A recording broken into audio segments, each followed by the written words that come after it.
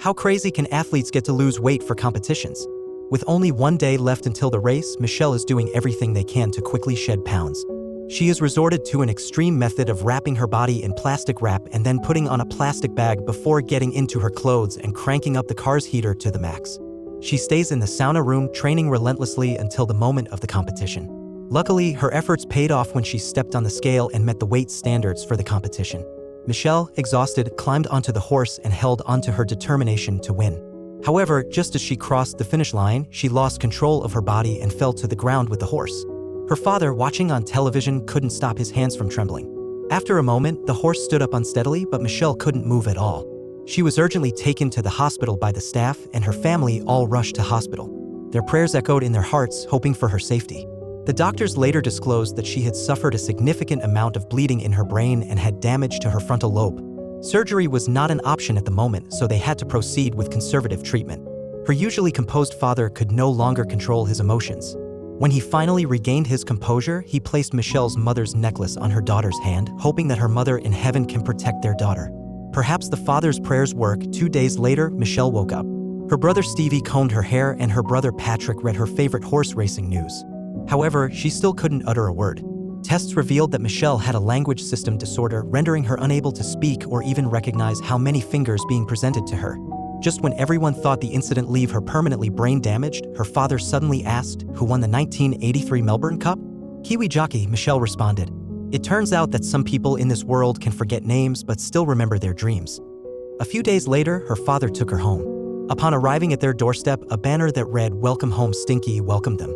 Despite being teased and bullied by her siblings during her childhood, they were the ones who loved her the most. As her body gradually healed, Michelle began her rehabilitation training. The doctors advised her to avoid participating in intense sports in the future, but she asked when she could ride a horse again. The doctor chuckled a little, and that unintentional laugh sentenced her dream to death. Michelle, now resigned, lay in the yard healing her injuries. Unexpectedly, a horse ran over and woke her up. Looking at her longtime companion, her eyes filled with tears. She couldn't let go of her love for horse racing. Summoning all her strength, she climbed onto the horse's back.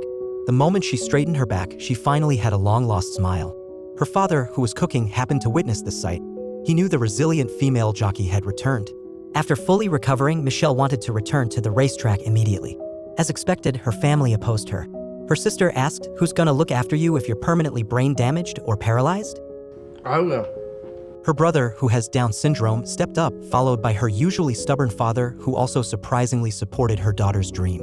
Thus, for the next 10 years, Michelle participated in 3,200 races, winning 361 championships. However, she fell off her horse 7 times, broke 16 ribs, and even spent 3 times in the intensive care unit. However, none of these injuries could hinder her pursuit of her dream. One morning, Michelle drove her brother Stevie to work. Stevie, who has Down syndrome, had become one of the world's top horse trainers. Perhaps it was fate, but before leaving, Michelle noticed a majestic old horse. The horse whinnied in the stable as if it had formed a connection with Michelle. The stable owner approached her and told her that the stubborn and untamed horse was named Prince. Prince had suffered more wounds than Michelle, but she objected when the stable owner said she had retired. She had only taken a month off due to an injury. After saying this, she turned to look at Prince. With just one glance, she knew that he was her destined horse. With permission granted, she rode Prince and they galloped along the beach. It was evident that they had great chemistry and were natural partners. The waves crashed on the shore as if applauding this duo. Upon returning, Michelle immediately asked to become Prince's jockey, but the stable owner refused without hesitation. Is there any part of you that's not damaged? My ability to win. Nevertheless, Michelle became Prince's jockey as she had wished. With Stevie's careful care, Prince's body became stronger than ever before. They began competing in races, facing numerous challenges and defeating countless top male jockeys. Michelle once again made it to the semifinals of the Melbourne Cup. On the day of the race, her father, as always, closely watched his daughter. As the bell rang, 9 horses swiftly dashed out. In the first half of the race, Michelle lagged behind, but during the final sprint, another jockey next to her fell off his horse, creating an opportunity for Michelle. She seized the moment and sprinted ahead, winning the first place in the semifinals. However, she faced a complaint from the fallen jockey, who accused her of causing his fall. Although the video replay showed no direct evidence against Michelle, the Horse Racing Association clearly sided with the male jockey. Michelle was ultimately banned from racing for 20 races but kept the qualification for Prince to participate in the Melbourne Cup. The shareholders at the stable were ecstatic. They didn't care who rode the horse, especially if it was a female jockey like Michelle. Michelle sought help from the stable owner, but to no avail. Would she once again miss her dream? Misfortunes never come alone. Suddenly, her father suffered a heart attack and lay in the hospital bed. Perhaps knowing that his time was limited, he spoke to Michelle after everyone left. He had always wanted her to live a stable and happy life, but Michelle didn't seem to take his words to heart. When she returned home, Stevie asked what would happen if their father passed away and what he would do. Michelle said she would take care of Stevie, but he asked what would happen if something happened to her. Michelle fell into deep thought. What if she died on the racetrack? Who would take care of her brother with Down syndrome then? The next morning, her sister called and said their father had just gone. Michelle couldn't stand upright for a moment. All the strength she had pretended to have collapsed in that moment, and tears uncontrollably streamed down her face. But the next moment, their father walked in. It turned out that her sister meant their father had returned home. What a frightening joke it was. After seeing her, their father said, "Fight bravely for your prince and your dream, my little girl." Several days later, the shareholders began discussing who would ride Prince in the race.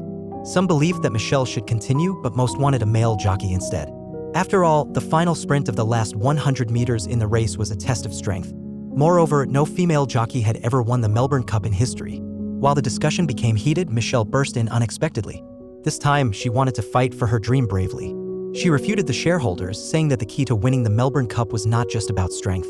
You need to understand your horse, read the field skillfully, and above all, you need to be patient. If you all think differently, then you're all a bunch of bloody idiots. No one could argue because they knew she was right. Finally, the shareholders unanimously agreed to let Michelle ride Prince in the Melbourne Cup and used their connections to resolve her punishment. The night before the race, Michelle became too excited to fall asleep. Stevie sent her a text message urging her to get some rest. When she entered the racecourse, her phone continued ringing. Her family called, asking her to stay safe, observe the racecourse conditions, and pay attention to her riding position.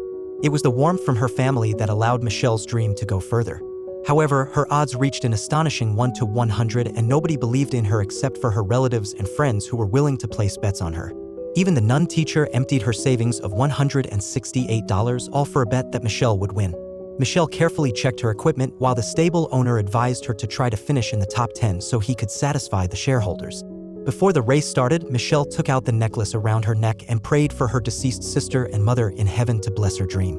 As the referee gave the signal, 24 horses rushed out like arrows, but Michelle dressed in a green race silks at the very back. The shareholders' faces turned sour instantly, but Michelle remained composed. She always remembered her father's teachings. Speed alone was not the most crucial aspect of horse racing. It required skill and patience, waiting for the right moment to make a comeback. True to form, during the final sprint in the last 100 meters, a gap opened up between the two horses blocking Michelle. Her father yelled, "Go take it." Prince pins in from next dynamite. Prince pins in. It's history at Flemington. Michelle Payne.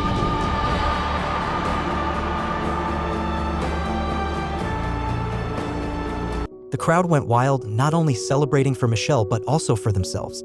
They witnessed history, miracles, and the first female champion in over 150 years of the Melbourne Cup. This film is based on the true story of Michelle Payne, with Stevie Payne portraying himself in the movie.